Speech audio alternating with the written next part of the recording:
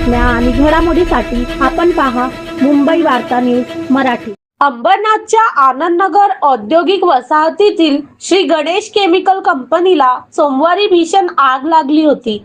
त्यानंतर राज्याचे उद्योग मंत्री उदय सामंत यांनी बुधवार दिनांक 9 मार्च 2026 रोजी लागलेल्या भीषण आगीच्या घटनास्थळी प्रत्यक्षात भेट देऊन या कंपनीसह औद्योगिक संपूर्ण परिसराची मध्यरात्री पाहणी केली।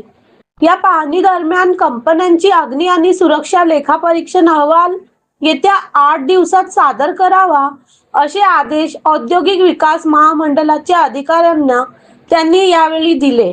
या प्रसंगी अंबरनाथ मधील नगरसेवक सचिन शांताराम गुंजाळ तसेच भारतीय जनता पार्टी युवा मोर्चाचे अध्यक्ष आतिश पाटील यांनी माननीय मंत्र्यांची भेट घेऊन या संपूर्ण घटनेची सखोल व निष्पक्ष चौकशी करण्यात यावी असे निवेदनाद्वारे मागणी करण्यात आली।